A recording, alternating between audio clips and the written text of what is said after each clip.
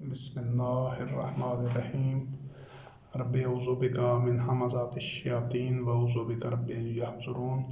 رب زدنی علما رب اشرح لي صدری ویسر لي امری واحلل عقدۃ من لسانی یفقهوا قولی والسلام علی من اتبع الہدی۔ اللہ رب وحدہ لا شریک کی نازل کردہ آخری کتاب ہدایت قرآن مبین میں سے مختلف عنوانات اور موضوعات کے تحت جو اللہ رب العزت کی آیات اور ان کا مفہوم اور لب لباب آپ کے سامنے بیان کیا جا رہا ہے۔ یہ چوتھی نشست ہے جو اطیع اللہ و اطیع الرسول کے عنوان سے ہے۔ اس سے پہلے 3 نشستوں میں کچھ بنیادی جو خط و خال ہیں، جو حکم سے متعلق ہیں، اللہ رب کریم کی حکومت سے متعلق ہیں،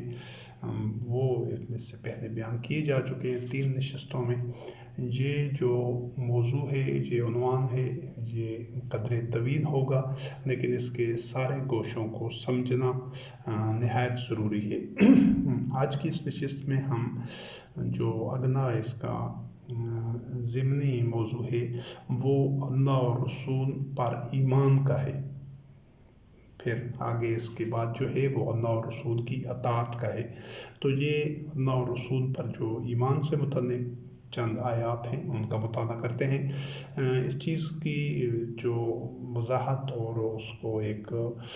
نچوڑ اور خلاصہ یا لب لباب یا مرکزی خیال کے طور پر دہرا دینا زیادہ موزوں ہے کہ جو قرآن کریم میں اللہ اور رسول پر ایمان کی اصطلاح استعمال ہوئی ہے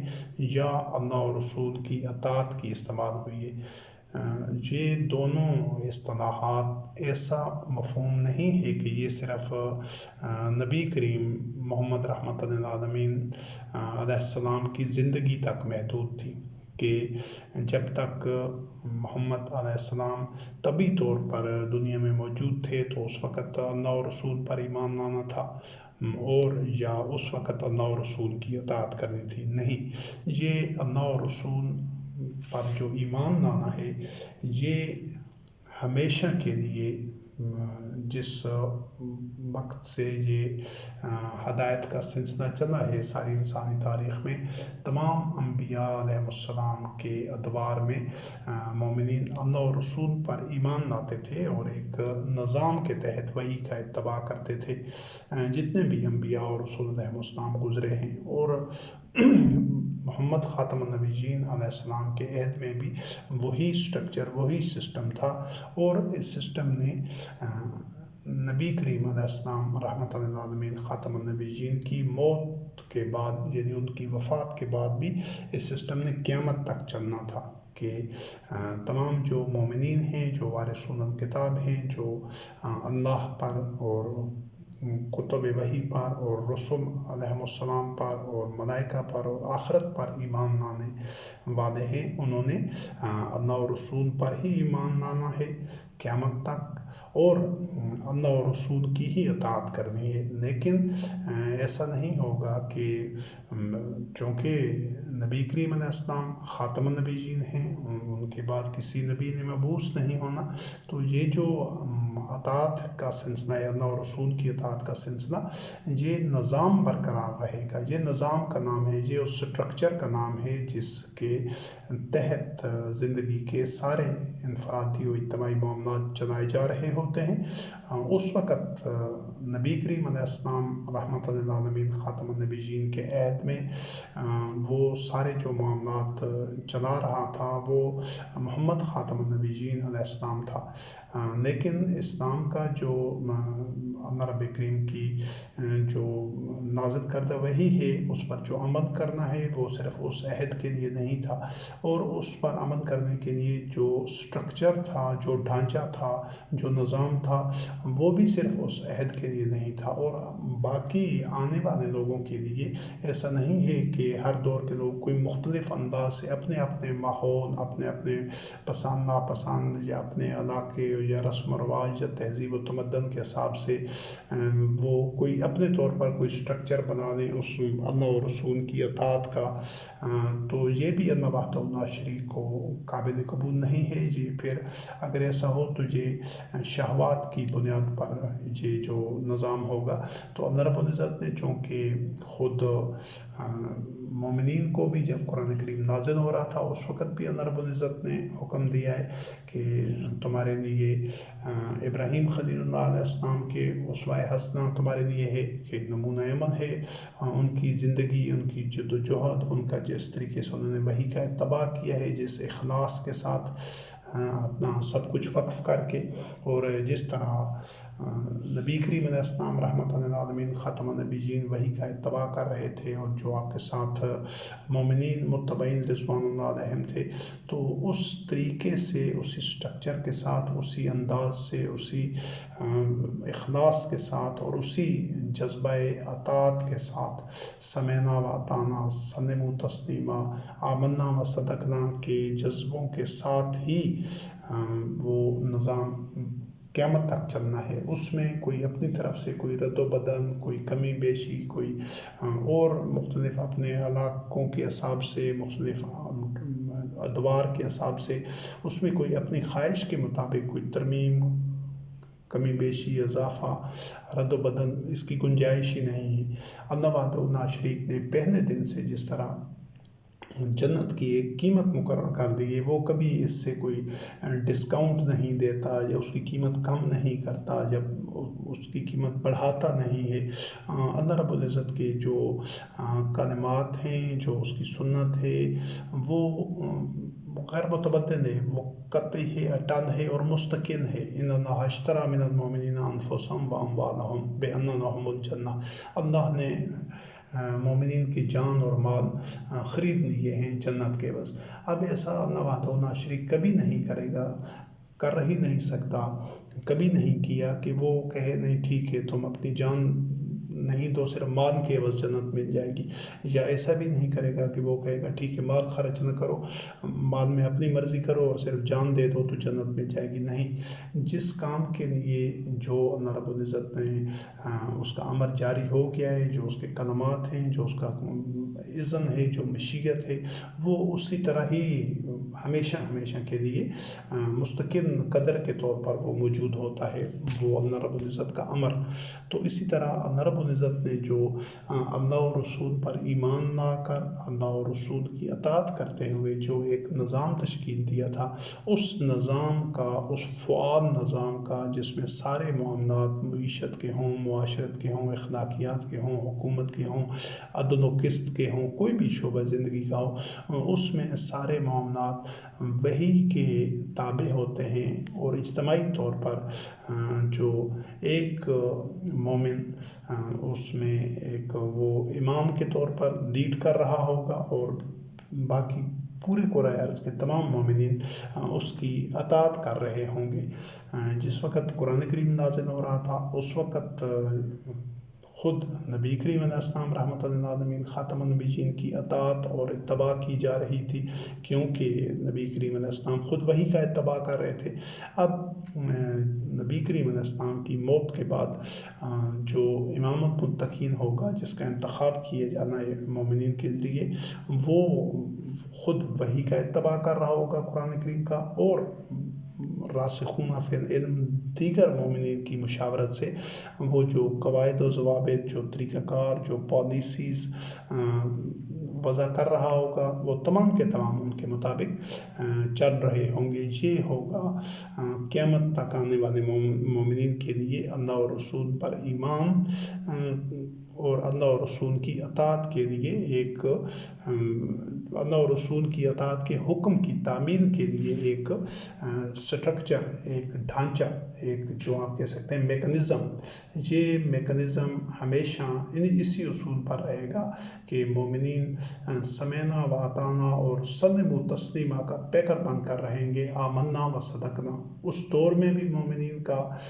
یہی خصوصیات تھی کہ انہوں نے وحی کے جو فیصلے ہوں ہوں گے، وحی کی بنیاد پر جو حکم جاری ہوگا،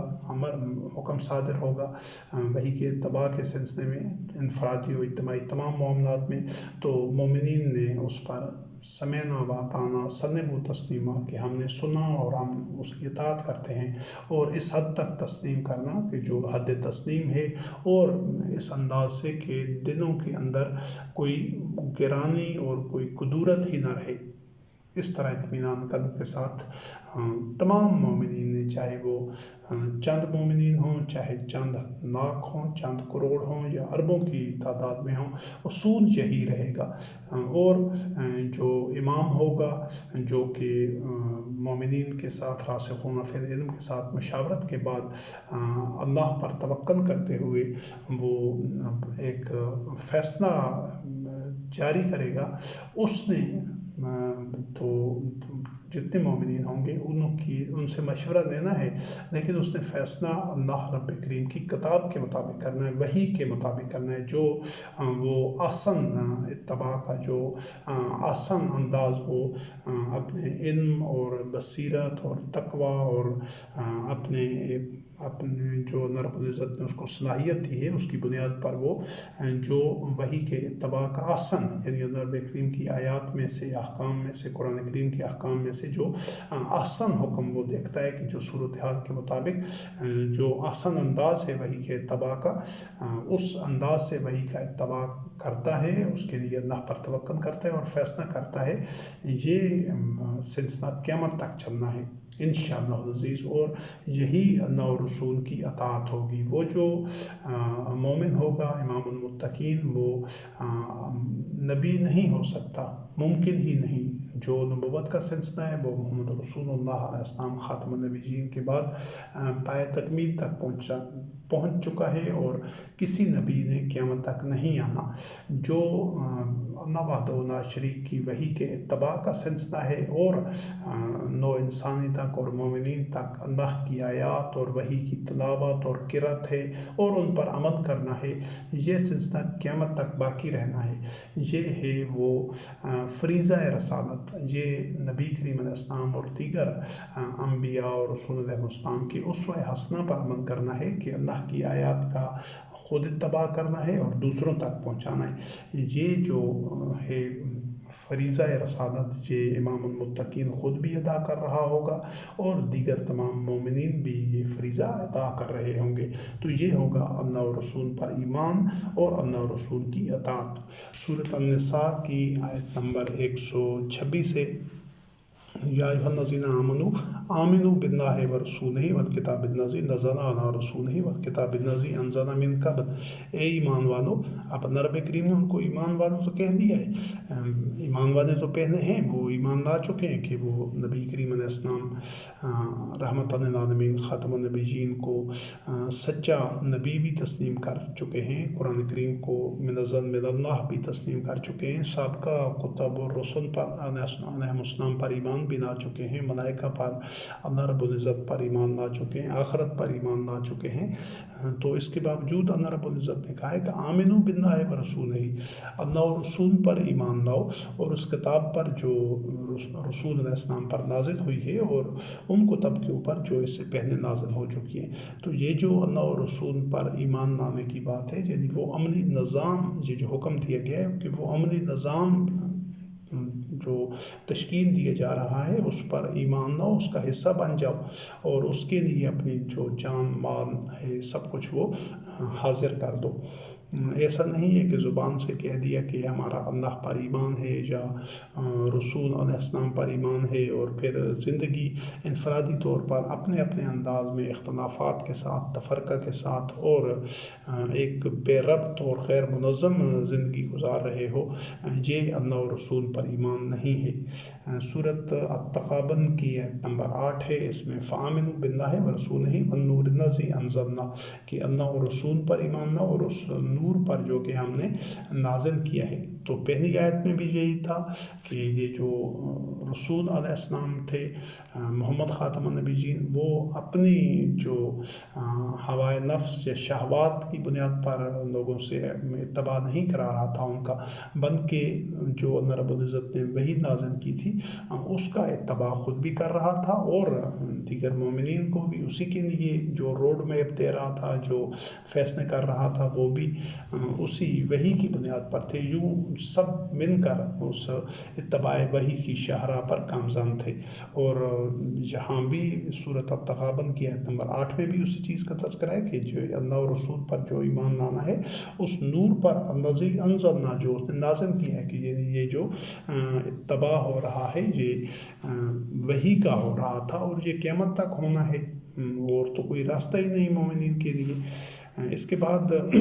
سورۃ الحجرات کی آیت نمبر 15 ہے، انما المؤمنون الذین آمنوا باللہ ورسولہ ثم لم یرتابوا وجاہدوا باموالہم وانفسہم فی سبیل اللہ اولئک هم الصادقون، کہ مومنین تو وہ ہیں جو اللہ اور رسول پر ایمان لاتے ہیں، پھر اس میں ذرا بھی کوئی ان میں شک و شبہ، اضطراب یا کوئی تذبذب نہیں ہوتا، اور پھر وہ بھرپور جد و جہد میں لگ جاتے ہیں اپنے مالوں کے ساتھ، اپنی جانوں کے ساتھ، فی سبیل اللہ اولئک هم الصادقون، وہی لوگ سچے ہیں۔ سبیل اللہ کے اس سے پہلے وضاحت ہو چکی ہے ایک موضوع میں کہ اللہ وحدہ لا شریک کی وہی کا اجتماعی طور پر جو اتباع ہو رہی ہوتی ہے، طاغوت کی اتباع نہیں ہو رہی ہوتی ہے، طاغوت کے عبد نہیں ہوتے لوگ جس معاشرے میں، وہی اللہ کا راستہ ہے۔ یعنی آپ کی زندگی کے تمام معاملات، جو فیصلے ہو رہے ہوں، جو پالیسیز ہوں، جو قوانین ہوں، جو عدل و قسط کے معاملے ہیں، معیشت کے ہیں، معاشرت کے ہیں، وہ سارے اگر قرآن کریم کے مطابق ہو رہے ہیں، آپ ان کا اتباع کر رہے ہیں، ان فیصلوں کی، ان جو امر ہے اس کی اطاعت کر رہے ہیں، اس حکم کو تسلیم کر رہے ہیں، تب آپ سبیل اللہ پر ہیں۔ اگر یہ کہ آپ جو جن کے فیصلے مان رہے ہیں، جن کی حکومت کے آپ اطاعت کر رہے ہیں، وہ قرآن کریم کے نہیں ہیں، وہ یا تو قرآن مجید کے ساتھ کسی اور ماخذ کو شامل کیے ہوئے ہیں، جس طرح آج جتنے بھی مسلمان ملک ہیں اپنے آپ کو کہتے ہیں، ان کے جو آئین ہیں، جو ان کے نظام ہیں، وہ اس چیز کو وہ کہتے ہیں کہ قرآن و سنت کی اطاعت، قرآن و حدیث کی، یا ساتھ فقہ کو شامل کرتے ہیں، یا وہ ساتھ دیگر ماخذات ہیں، اجماع ہے، قیاس ہے، اور یہ جو عناصر ہیں جو قرآن کریم کے ساتھ شامل کرنے سے جو یہ ایمان کے ساتھ ظلم کی تلبیس ہو جاتی ہے، یہ حق و باطل کی تلبیس ہو جاتی ہے، باطل مل جاتا ہے حق کے ساتھ، کیونکہ حق صرف قرآن کریم ہے۔ قرآن کریم کے علاوہ جو کچھ بھی دین کے نام سے، دین کے عنوان سے جو اللہ رب کریم سے منسوب کیا گیا ہے، گھڑا گیا ہے، وہ تمام کا تمام باطل ہے۔ حق صرف اللہ کی کتاب ہے جو اس کا متن ہے۔ تو مومنین نے پھر ایمان لانے کے بعد اس کا حصہ بننا ہوتا ہے، جان مال پیش کرنے ہوتے ہیں۔ یہ ہے اللہ اور رسول پر ایمان۔ ایسا نہیں ہے کہ زبان سے اقرار کر کے پھر ہر کوئی انفرادی زندگی گزار رہا ہے جو اختلافات میں بٹا ہوا ہے، تفرقوں میں ہے۔ اس طرح کے ایمان کا دعویٰ تو یہود و نصارہ بھی کر رہے تھے، اہل کتاب بھی، اور یہ مشرکین بھی اس طرح ایمان کا دعویٰ کر رہے تھے، لیکن وہ تمام کے تمام تفرقوں میں بٹے ہوئے تھے، ان میں بغیًا بینہم تھا، اختلافات تھے، اور وہ ان میں باہمی عداوتیں تھیں۔ تو مومنین میں جب وہ اللہ اور رسول پر ایمان لاتے ہیں مومنین، اس وقت بھی آپ دیکھیں کہ پھر ان میں تو الفت آ گئی، ان میں مودت آ گئی، اخوت آ گئی، بنیان مرصوص بن گیا، اختلافات ختم ہو گئے۔ تو یہ ہوتا ہے اللہ اور رسول پر ایمان لانا، کہ اس وحی کے مطابق، وحی کا اتباع کرتے ہوئے تمام کے تمام مومنین چل رہے ہوتے ہیں، اور ان میں کوئی اختلافات، کوئی تفرقہ نہیں ہوتا، کوئی ان میں باہمی عداوت نہیں ہوتی۔ تو آج آپ پوری دنیا میں دیکھ رہے ہیں کہ مسلمان اس نعمت سے، جس کو اللہ رب کریم نے قرآن مجید میں فرمایا فَأَصْبَحْتُمْ بِنِعْمَتِهِ إِخْوَانًا، تو آج اس نعمت سے محروم ہیں، بلکہ یہ وہ تفرقہ کی آگ میں جل رہے ہیں، اختلافات کی اور باہمی عداوت کی اسی نہج پر ہیں جس نہج پر عرب معاشرہ تھا قرآن کریم کے نازل ہونے سے پہلے۔ وہی کیفیت ہے مسلمانوں کی. تو یہ جو اس طرح کریں گے اللہ کے راستے میں، اللہ اور رسول کے راستے میں، آمنوا باللہ ورسولہ ثم لم یرتابوا وجاہدوا باموالہم وانفسہم فی سبیل اللہ. یہ اللہ وحدہ لا شریک کا جو دین ہے، دین اللہ، یہ اقامت دین کے لیے، حکیم الدین کے لیے جان مال سب کچھ پیش کر دیتے ہیں. تو یہی اولئک هم الصادقون، وہ صرف سچے ہیں. وہ جس طرح یہود و نصارہ بنی اسرائیل اہل کتاب دعوے کر رہے تھے ایمان کے، وہ کاذب تھے، وہ ان کے دعوی ایمان باطن تھا، اور اس دعوی ایمان کے باوجود وہ جہنمی تھے. سورت المجادلہ کی آیت نمبر 4 ہے. اس میں اللہ رب کریم نے زہار کی سزا کے بعد، یہ زہار ایک جاہلانہ ایک رسم تھی عرب میں کہ وہ اپنی بیویوں کو یہ کہہ دیتے تھے کہ تمہاری پشت میری ماں کی طرح ہے. یعنی ان کے درمیان جو تعلقات تھے زوجیت کے، وہ منقطع ہو جاتے تھے، اور یہ ایک باطن طریقہ تھا. اس کو اللہ رب کریم نے اس سے منع کیا ہے، اور اس کا ارتکاب کرنے والوں کے لیے سزا مقرر کی ہے کہ جو اس جرم کا ارتکاب کریں گے تو اس کے لیے یہ سزا کی صورتیں ہیں. یعنی اس سے روکنا مقصود تھا. اب روکا تب جا سکتا ہے جب اجتماعی نظام ہو، جب اس سزا پر عمل درآمد کو یقینی بنایا جائے، جب مانیٹرنگ ہو رہی ہو. تو یہ سارا تب ممکن ہوتا ہے جب اجتماعی طور پر ایک نظام تشکیل دیا جا چکا ہو. اسی کو اللہ رب کریم نے فرمایا ذالک لتؤمنوا باللہ ورسولہ وتلک حدود اللہ. یہ جو زہار کے متعلق یہ سزا کی مختلف کیفیتیں بیان کی گئی، اس لیے ہے کہ تم اللہ اور رسول پر ایمان لاؤ، اور یہ اللہ کی حدود ہیں، یعنی ان حدود کی پابندی تم نے نہیں کرنی. تو یہ اللہ اور رسول پر ایمان محض زبانی دعویٰ نہیں ہوتا، ایک سسٹم، ایک سٹرکچر ہوتا ہے جس میں وحی کے مطابق تمام مومنین کے جو اللہ اور رسول پر ایمان لا چکے ہوتے ہیں، ان کے تمام معاملات وحی کے مطابق طے پا رہے ہوتے ہیں، چل رہے ہوتے ہیں. تمام فیصلے، تمام جو حکم صادر ہو رہے ہوتے ہیں وہ اللہ کی کتاب کے مطابق ہوتے ہیں. یہ ہے اللہ اور رسول پر ایمان. اس طرح اللہ اور رسول پر آج ایمان پوری کرۂ ارض پر کوئی ایسی جماعت، کوئی ایسا گروہ اور کوئی ایسا ملک نہیں ہے جس میں اس طرح اللہ اور رسول پر ایمان ہو. اور اس طرح اللہ اور رسول پر ایمان لانے کے بغیر نجات ممکن نہیں ہے. جو اس طرح ایمان نہیں لاتے وہ صادقین میں سے نہیں ہیں، وہ کاذبین ہیں، وہ منافقین ہیں، کیونکہ وہ سبیل اللہ پر نہیں ہیں. اس کے بعد سورۃ النور کی آیت نمبر 62 ہے. اس میں بھی اسی جو حیات اجتماعیہ ہے، جو اجتماعی سٹرکچر ہے، جس میں اللہ وحدہ لا شریک کا وحی کا اتباع ہر شعبہ زندگی میں فعال اور ایک متحرک انداز سے، ایک مؤثر انداز سے ہو رہا ہوتا ہے، اور اس پر کے اوپر چیک اینڈ بیلنس ہوتا ہے، مانیٹرنگ ہوتی ہے، سزائیں ہوتی ہیں، اس پہ احتساب ہوتا ہے، اور نگرانی ہو رہی ہوتی ہے. سورۃ النور کی آیت نمبر 62 ہے. انما المؤمنون الذین آمنوا باللہ ورسولہ واذا كانوا معه علی امر جامع لم يذهبوا حتى يستأذنوه ان الذین یستأذنونک اولئک الذین یؤمنون باللہ ورسولہ. آپ ابھی اس آیت میں دیکھیں اللہ رب کریم نے فرمایا کہ مومنین تو وہ ہیں جو اللہ اور رسول پر ایمان لانے والے ہیں. یعنی مومنین نے اللہ اور رسول پر ایمان لانا ہوتا ہے، اور یہ زبانی کام نہیں ہوتا، یہ ہر شعبہ زندگی میں اس پر عمل ہوتا نظر آنا چاہیے کہ مومنین نے وحی کے مطابق جو احکامات، جو فیصلے ہو رہے ہوتے ہیں، جو امور طے پا رہے ہوتے ہیں، لمحہ بلمحہ ہر شعبہ زندگی میں، ہر معاملے میں، ہر گھڑی ان پر عمل کرنا ہوتا ہے. اسی کو اللہ رب کریم نے فرمایا کہ مومنین تو اللہ اور رسول پر ایمان لاتے ہیں، اور جب وہ کسی معاملے میں ان کو جمع ہونے کا، میٹنگ کرنے کا، کوئی مشاورت کرنے کے لیے ان کو کہا جاتا ہے تو وہ ادھر جمع ہوتے ہیں. ہر قیمت پر، ہر صورت پر وہ اولین ترجیح ہوتی ہے ان کی، اور پھر اس وقت تک وہاں سے جاتے نہیں ہیں، کھسکتے نہیں ہیں،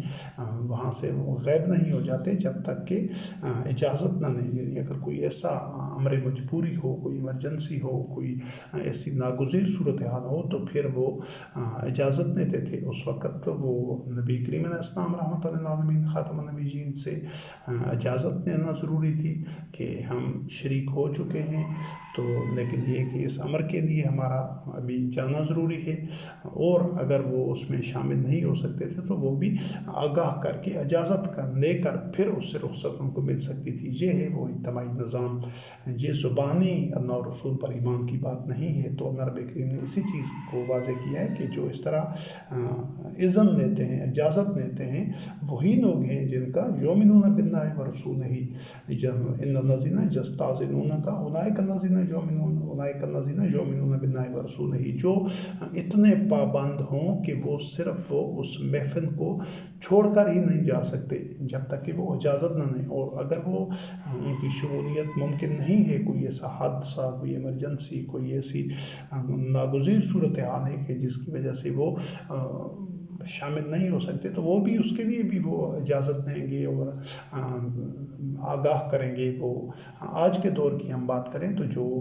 امام المتقین ہوگا اس کی اجازت سے، جو اولین امر ہوں گے امام المتقین ہوگا، اس کی اجازت سے اگر ان کو رخصت ہونا ہے تو وہ بھی اس کی اجازت سے ہوگا، اور اگر وہ اس اجتماع کے، اس میٹنگ کے، اس جو مشاورت کا سیشن ہے یا کوئی بھی اور معاملہ ہے، اس میں اگر وہ اس کے دوران ان کو کوئی ایمرجنسی کی وجہ سے وہاں سے رخصت ہونا پڑتا ہے تو وہ بھی اجازت کے ساتھ، کیونکہ یہ جو منافقین تھے یہ وہ سنجیدہ نہیں لیتے تھے جو مومنین کی جو اس طرح کی نشستیں تھیں، جو اجتماعی میٹنگز تھیں، جو سارے معاملات طے کرنے کے لیے ایک مشاورت کے مراحل ہوتے تھے، تو وہ منافقین تو ہر چیز میں بہانے کرتے تھے، ہر چیز سے وہ پین تہی کرتے تھے، سنجیدگی سے نہیں آتے تھے۔ تو وہ بھی اسی طرح ان کی یہ روش تھی کہ وہ کھسک جاتے تھے، اول تو آتے نہیں تھے، اہمیت نہیں دیتے تھے، لیکن وہ کہتے تھے ہمارا بھی اللہ اور رسول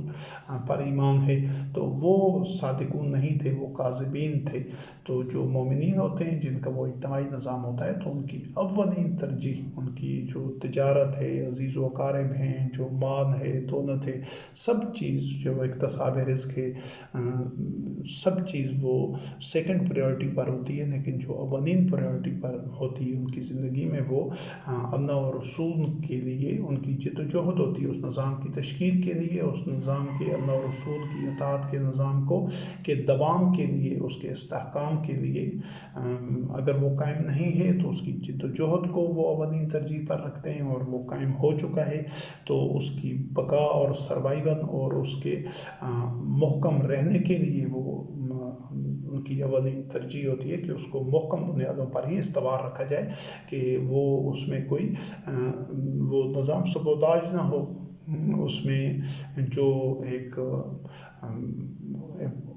اس کا جو سٹرکچر ہے وہ متاثر نہ ہو کسی حوالے سے، وہ نظام جو شکست و ریخت کا شکار نہ ہو۔ تو یہ مومنین کی ترجیح ہوتی ہے، اسی کو اللہ رب کریم نے فرمایا کہ وہی مومنین ہیں جو اس حد تک اس کو سنجیدگی سے لیتے ہیں کہ وہ جو وحی کی اتباع کا فعال نظام ہے وہ چلتا رہے ہر شعبہ زندگی میں۔ اور سورۃ الفتح کی آیت نمبر 8 اور 9 ہیں، انا ارسلناک شاہدا ومبشرا ونذیرا لتؤمنوا باللہ ورسولہ وتعزروہ وتوقروہ، کہ ہم نے آپ علیہ السلام کو جو شاہد اور بشارت دینے والا اور خبردار یا آگاہ کرنے والا بنا کر بھیجا ہے۔ کیوں؟ کہ تاکہ یہ لتؤمنوا باللہ ورسولہ، یہ اللہ اور رسول پر ایمان لائیں اور نبی کریم علیہ السلام کو وہ تکریم کریں، وہ عزت، ادب اور احترام دیں، اس کو تقویت دیں، ان کی توقیر کریں ہر حوالے سے، جو وہ اقامت دین کے لیے، جو فی سبیل اللہ پر گامزن ہونے کے لیے وہ جو توقع کیے ہوئے ہیں، جو انہوں نے نظام تشکیل دیا ہے، تو اس کی ہر حساب سے اس کو سپورٹ کریں، اس کے دامیں درمیں سخنیں اپنا جو بھی کردار ادا کر سکتے ہیں، جو بھی ان کے پاس صلاحیت ہے، جو اللہ رب کریم نے ان کو فضیلت دی ہے، جو ان کی توانائیاں ہیں، صلاحیتیں ہیں، مال دولت جو کچھ بھی ہے، وہ اس کے لیے وہ پیش کر دیں، حاضر کر دیں، اور اس کو اللہ اور رسول پر ایمان کی جو عملی صورت ہے، یعنی وحی کے اتباع کا اجتماعی نظام جو تشکیل دینا ہے، اس کو اولین ترجیح بنا دیں۔ یہ ہوگا وتعزروہ وتوقروہ، اور یہ صرف نبی کریم علیہ السلام کے عہد تک نہیں تھا، قیامت تک یہی اصول رہے گا، اور اس کے علاوہ سبیل اللہ کے لیے کوئی شارٹ کٹ نہیں ہے، کوئی ایسے چور راستہ، چور دروازہ نہیں ہے کہ یہ نمازیں پڑھ کے اور یہ تسبیحات پڑھ کے، ذکر اذکار سے، حج عمرے کر کے، یا دین کے دیگر حلال حرام کی پابندی کر کے، یا جو دیگر اوصاف ہیں، سچ بولنا ہے، بے حجائی سے بچنا ہے، جوا شراب سے بچنا ہے، ان چیزوں کے کرنے سے یہ جو فی سبیل اللہ پر چلنا ہے، یہ ذمہ داری ساقط نہیں ہو جاتی ان چیزوں کے کرنے سے، اور اطاعت طاغوت کی ہو رہی ہو، اور جو باہمی اختلافات ہوں، تفرقے ہوں، اور لوگ کہے کہ ہم تو عبادات اور مناسک اور شعائر پر کاربند ہیں اور حلال حرام کی پابندی کر رہے ہیں اور کبائر سے اپنے آپ کو بچا رہے ہیں، لیکن اجتماعی طور پر تفرقے میں مبتلا ہیں، طاغوت کے عبد بنے ہوئے، جو حکومت ہے وہ طاغوت کی ہے، اس کے ماتحت ہیں، تو ہم پھر جنت میں چلے جائیں گے، یا نبی کریم کی نصرت و تائید ہمارے شامل نہ ہوگی۔ ایسا کبھی نہیں ہونا، ممکن ہی نہیں ہے۔ یہ جو سبیل اللہ پر چلنا ہے، اللہ اور رسول کی اطاعت کا ایک فعال نظام تشکیل دینا ہے، یہ مومنین کی اولین ترجیح ہونی چاہیے زندگی کی۔ اگر یہ نہیں ہے تو پھر دیگر تمام ذاتی جو عبادات، افعال، اعمال ہیں وہ بے نتیجہ ہوں گے اور اکارت اور ضائع جائیں گے، فحبطت اعمالہم۔ تو اس لیے اولین ترجیح کو سب سے پہلے سامنے رکھیں، اور سورۃ الاعراف کی آیت نمبر 157 ہے، اس میں بھی اللہ تعالیٰ شریک نے محمد علیہ السلام سے متعلق فرمایا فَالَّذِينَ آمَنُوا بِهِ وَعَزَّرُوهُ وَنَصَرُوهُ وَاتَّبَعُوا النُّورَ الَّذِي أُنزِلَ مَعَهُ أُولَٰئِكَ هُمُ الْمُفْلِحُونَ۔ فلاح تو صرف پا ہی وہی سکتے ہیں جو محمد خاتم النبیین علیہ السلام کی پر ایمان لا کر، پھر صرف ایمان زبانی بات نہیں تھی، پھر وَعَزَّرُوهُ اس کو تقویت دے رہے تھے، اس کی نصرت کر رہے تھے، ہر حوالے سے اپنا جان مال صلاحیتیں اس کو پیش کر چکے تھے، اور وہ سب کا جو راستہ طریقہ کیا تھا، وَاتَّبَعُوا النُّورَ الَّذِي أُنزِلَ مَعَهُ، جو نور محمد خاتم النبیین علیہ السلام، نبی کریم علیہ السلام پر نازل ہوا تھا، اس نور کا اتباع کر رہے تھے۔ وہ نور آج ہمارے پاس بھی ہے قرآن کریم کی صورت میں، ہم نے بھی اسی کا اتباع کرنا ہے، اور اسی طرح اجتماعی طور پر کرنا ہے کہ جو امام المتقین ہوگا، ہم نے اسی طرح اس کی تقویت کرنی ہے، اس کی نصرت کرنی ہے، اپنے جان مال اس کے سامنے پیش کر دینے ہیں، اپنی تمام توانائیاں، صلاحیتیں، اپنے اوقات، سب کچھ اللہ کی نصرت کے لیے۔ من انصاری اللہ کو جو جس طرح عیسیٰ روح اللہ علیہ السلام نے کہا تھا تو حواریوں نے جواب دیا تھا نحن انصار اللہ، اسی طرح یہی جواب جو عرب میں جو مومنین تھے انہوں نے بھی یہی روش اپنائی، وہ بھی اللہ کے اسی طرح انصار بن گئے، اور یہ صرف اس دور کے لیے اپنائے جانے والا ایک ڈھانچہ، سٹرکچر یا ایک نظام اور میکنزم نہیں تھا، بلکہ وہ جو میکنزم تھا وہ قیامت تک اس نے باقی رہنا تھا۔ صرف یہ ہے کہ محمد خاتم النبیین علیہ السلام کی جگہ پر ایک مومن کا تعین ہونا تھا، وہ ذمہ داریاں اس نے نبھانی تھی، اور قیامت تک یہ سلسلہ چلنا تھا۔ اسی طرح بقایا پورے نظام پر ذرا بھی فرق نہیں پڑنا چاہیے تھا، مومنین نے اسی طرح اطاعت کرنی ہوتی، اسی طرح جان مال لگانے ہوتے، اسی طرح جو اقامت دین ہے اس کو زندگی کی اولین ترجیح بنانا ہوتا، اسی طرح سمینا و اطعنا آمنا و صدقنا سلموا تسلیما کا پیکر بن کر رہنا تھا۔ یہ ہے جو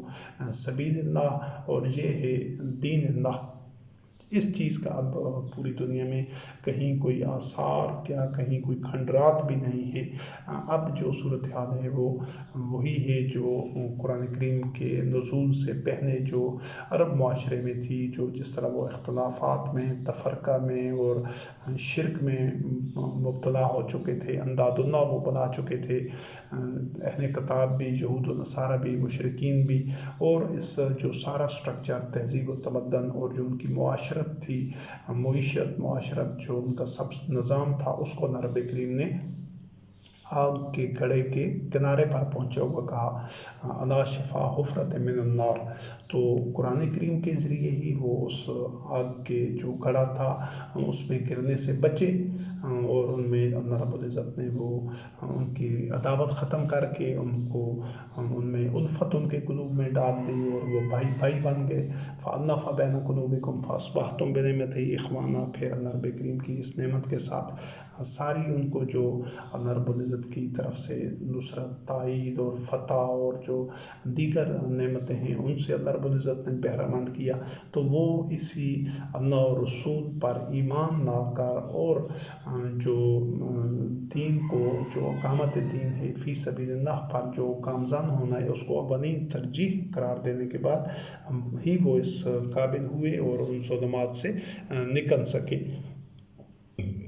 سورۃ الحدید کی آیت نمبر 17 ہے، اس میں اللہ رب کریم نے فرمایا آمنوا باللہ ورسولہ وانفقوا مما جعلکم مستخلفین فیہ فالذین آمنوا منکم وانفقوا لہم اجر کبیر۔ تو یہاں پر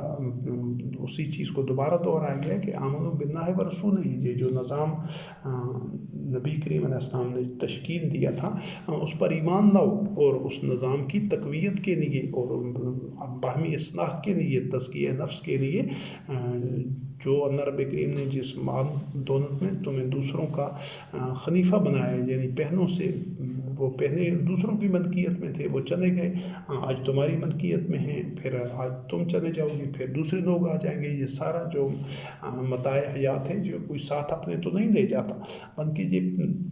پچھلوں سے بنتا ہے بطور وراثت کے، بعد میں آنے والوں کو پھر وہ چلے جاتے ہیں تو وہ اس کو ترکہ اور میراث چھوڑ جاتے ہیں، اگلے لوگ اس کے وارث بن جاتے ہیں۔ یہ تو اسی طرح ہی چل رہا ہے، یہ کئی نسلیں، کئی صدیوں، ہزاروں، لاکھوں سالوں سے یہی سلسلہ چل رہا ہے۔ تو اسی کو اللہ رب کریم نے فرمایا کہ اللہ اور رسول پر ایمان لاؤ، اور زبانی ایمان لانے کی بات نہیں ہے، وہ سب کچھ خرچ کر دو اجتماعی نظام کے لیے جو تمہاری ضرورت سے زائد ہے، اور جو پھر اس طرح ایمان لائیں گے اور خرچ کر دیں گے ان کے لیے اجر کبیر ہے۔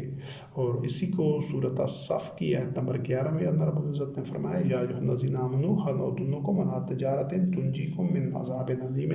تؤمنون باللہ ورسولہ وتجاہدون فی سبیل اللہ باموالکم وانفسکم۔ ایمان والے تو یہ پہلے ہی ہیں، یا ایھا الذین آمنوا، اے ایمان والو، کیا تمہیں اس ایسی تجارت کی خبر دی جائے جو تمہیں عذاب علیم سے بچائے گی، تنجیکم من عذاب علیم۔ آج یہ سارے دنیا اور خاص طور پر یہ جو مسلمان قوم ہے، اتنی تعداد میں ہونے کے باوجود، اتنے وسائل ہونے کے باوجود، اور اتنا زمین میں ان کے پاس جو خطہ ہے زمین ہے، اتنی وسعتوں اور اتنے جو وسائل ہیں، اس کے باوجود یہ آج عذاب علیم میں کیوں مبتلا ہے؟ صرف اسی وجہ سے مبتلا ہے کہ یہ اللہ اور رسول پر ایمان نہیں لاتے، یہ عملی طور پر تکذیب کرتے ہیں، انفرادی زندگی گزارتے ہیں، ہوائے نفس کا اور شہوات کا اتباع کرتے ہیں، تفرقہ میں مبتلا ہیں، اختلافات میں مبتلا ہیں، اور ان میں باہمی الفت مودت نہیں ہے، بلکہ ایک دوسرے کے لیے عداوت ہے اور بیزاری ہے، ایک دوسرے پر لعنتیں کرتے ہیں جہنمیوں کی طرح۔ یہ جہنمیوں کی نفسیات ہیں، تو جو جنتی ہوتے ہیں ان کی یہ نفسیات ہی نہیں ہے۔ کیوں کہ ان میں جو وحدت پیدا کرتی ہے، جو الفت پیدا کرتی ہے، اخوت پیدا کرتی ہے، وہ ہوتی ہے وہ بیعت، وہ اللہ وحدہ لا شریک کو اپنے جان و مال بیچ دینا جنت کے عوض، اور ایک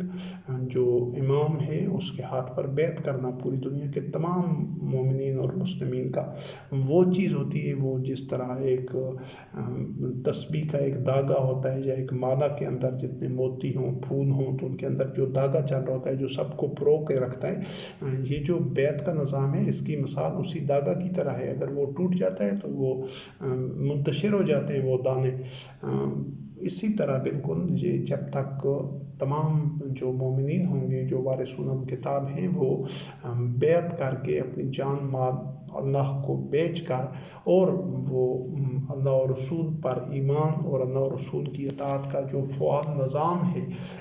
جو قیامت تک ایک امام المتقین کے ذریعے چلنا ہے، جو اس میں جو سب مومنین ہوں گے جو اطاعت کر رہے ہوں گے، وہ امام المتقین کی کر رہے ہوں گے، اور سلموا تسلیما کا پیکر بنے ہوں گے، اور وہ خود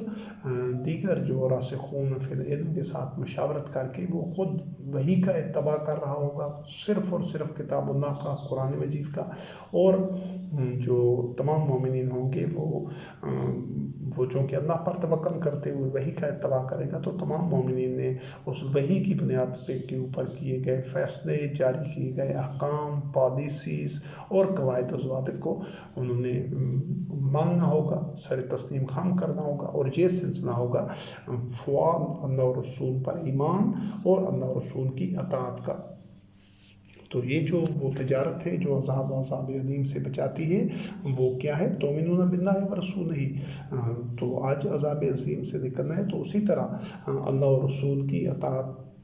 کا نظام تشکیل دینا ہوگا۔ پہلے اس پر ایمان لانا ہوگا کہ ہاں واقعی ہم سب مل کر وحی کا اتباع کریں گے، اور اس کے لیے اپنا جان، مال، صلاحیتیں، اوقات سب کچھ حاضر کر دیں گے، پیش کر دیں گے، کھپا دیں گے اس کے لیے۔ یہ ہے اللہ و رسول پر ایمان۔ اور یہ زبانی یہ ایمان نہیں ہے جس طرح آج یہ 1.5-2 ارب مسلمان ہیں اور کہتے ہیں کہ ہمارا اللہ پر ایمان ہے، اور ادھر مدینہ چلے جاتے ہیں نبی کریم علیہ السلام کی قبر پر اور نعتیں پڑھتے ہیں، اور یہ جھنڈے اٹھائے پھرتے ہیں اور کہتے ہیں کہ ہم تو سنتوں پر عمل کر رہے ہیں تو ہمارا ایمان ہے۔ یہ جو ایمان ہے یہ خود تراشیدہ ایمان ہے، باطل ایمان ہے، اور اس میں یہ محض قرآن کریم سے لاعلمی اور جہالت کی بنا پر ہے۔ ورنہ مدینہ میں جانا یا نبی کریم علیہ السلام کی قبر پر جانا یا نعتیں پڑھنا، میلاد منانا یا جھنڈے اٹھا دینا، یہ رنگ برنگی پگڑیاں پہننا، یا یہ فلاں چیز سنت ہے، فلاں سنت ہے، فلاں سنت ہے جس کا قرآن کریم میں تذکرہ ہی نہیں ہے۔ یہ جو ساری چیزیں یہ گھڑی ہوئی چیزیں، یہ شیاطین کی گھڑی ہوئی چیزیں ہیں جن کو وہ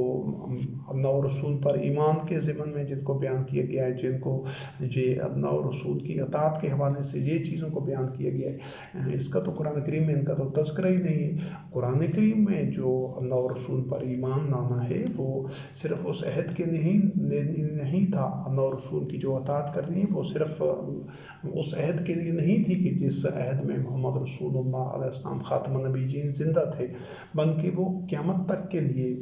جو ایک نظام تھا، سٹرکچر تھا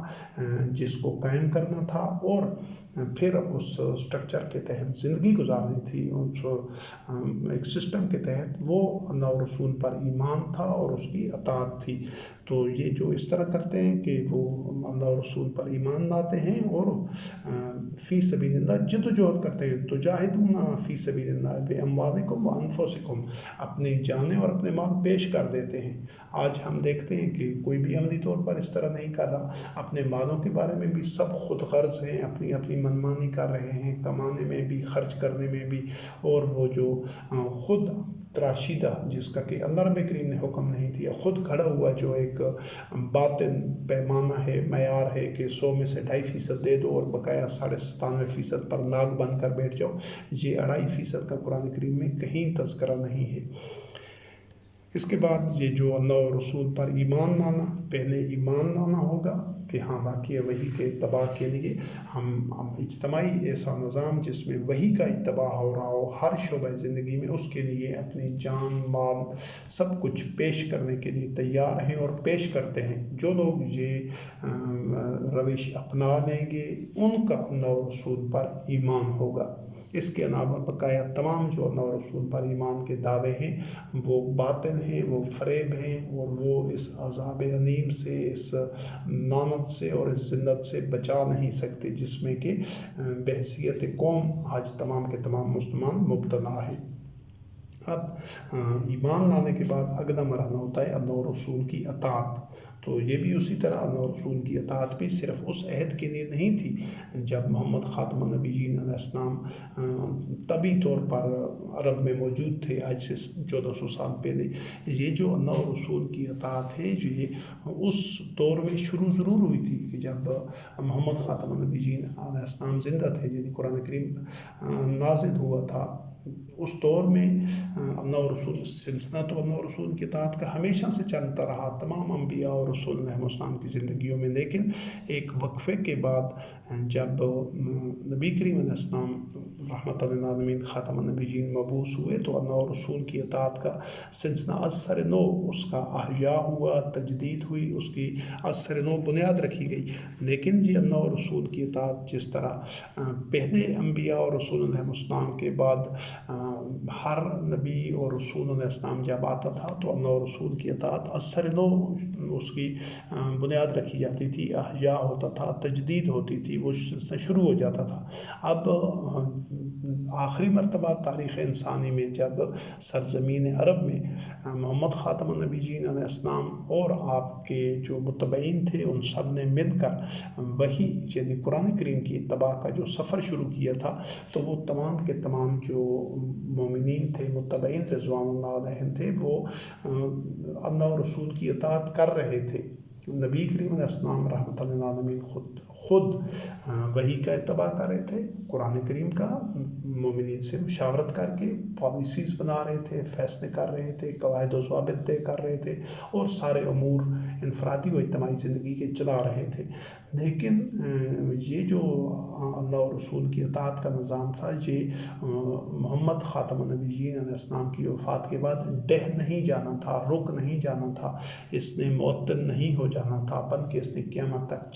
چلنا تھا، اور صرف اس فرق کے ساتھ کہ اس منصب اور اس ذمہ داری اور اس عہدے پر جو محمد خاتم النبیین علیہ السلام جو ذمہ داری نبھا رہے تھے، جو اللہ کی آیات کی تلاوت کر رہے تھے اور اس کی قرأت کر رہے تھے، لوگوں تک پہنچا رہے تھے، خود اس کا وحی کا اتباع کر رہے تھے، صرف یہ کرنا تھا کہ اس ذمہ داری کے اوپر ایک مومن کو جو علم و تقویٰ میں دوسرے مومنین سے، جو اعصابی مضبوطی میں دوسرے مومنین سے اہلیت میں بہتر ہوتا، اس کو وہ ذمہ داری سونپ دی جاتی اور بقایا اس نظام پر کوئی فرق نہیں پڑنا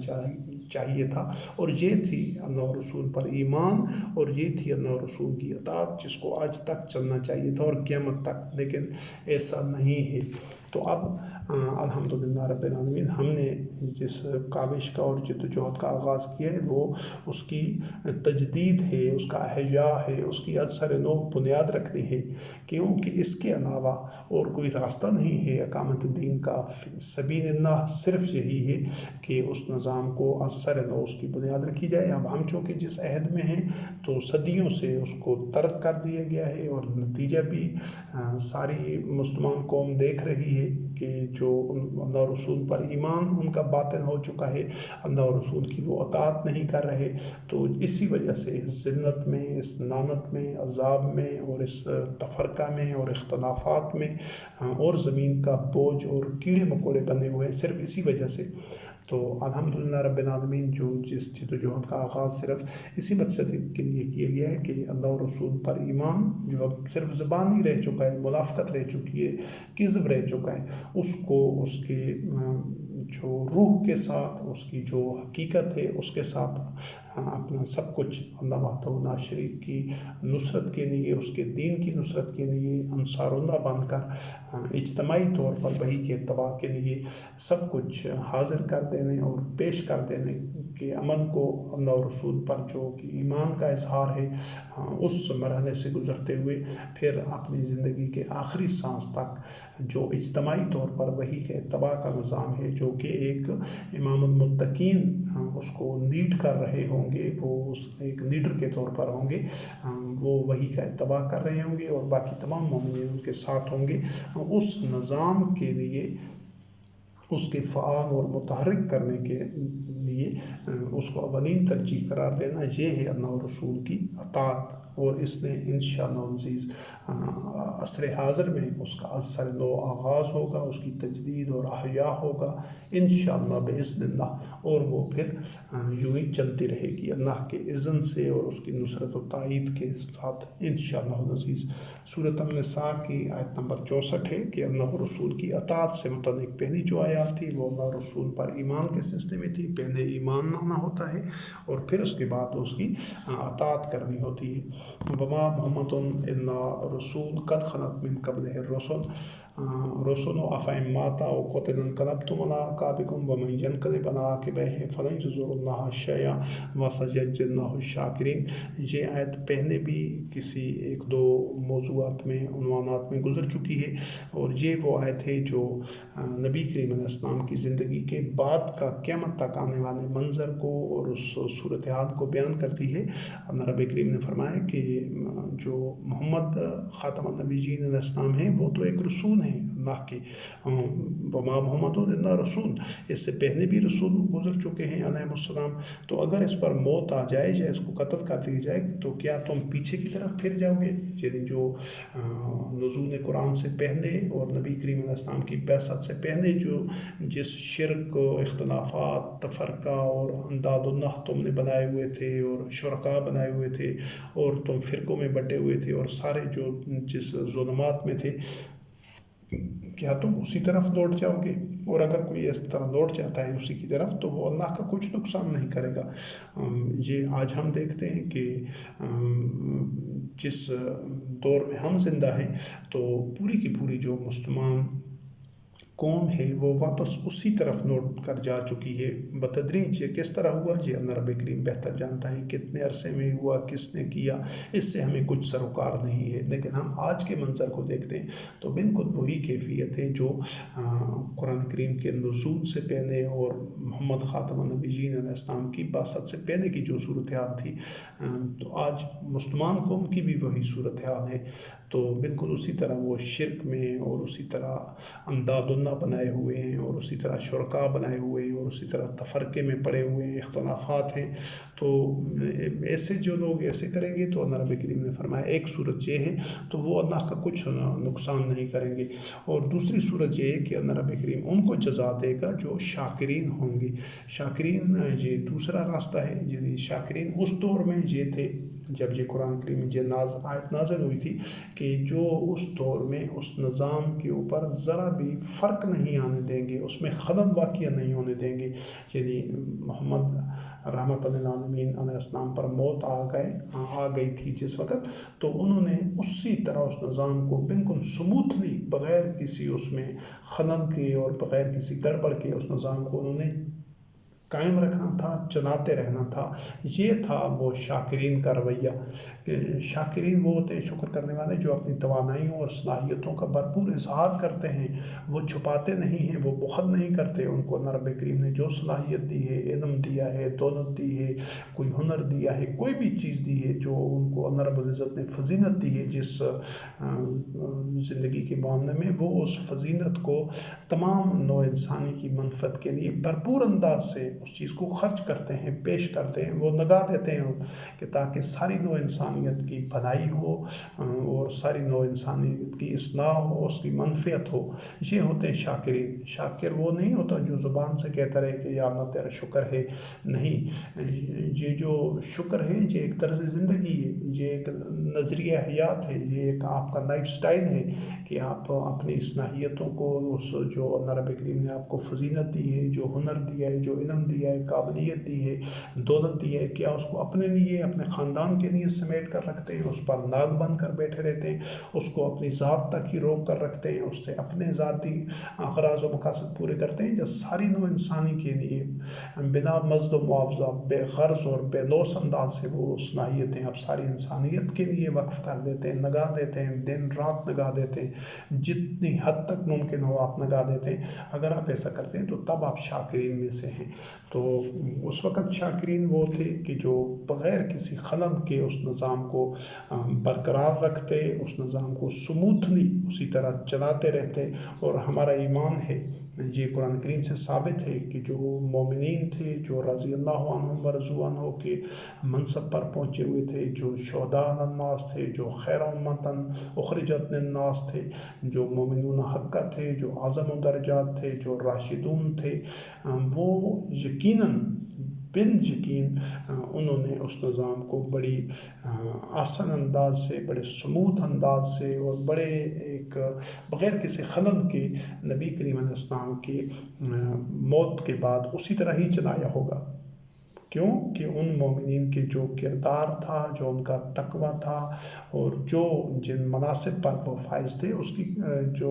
اللہ وحدہ لا شریک نے ان کو وہ سندیں دی ہیں، تو ایسا ممکن ہی نہیں کہ ان مومنین نے اس نظام میں ذرا بھی خلل پڑنے دیا ہوگا،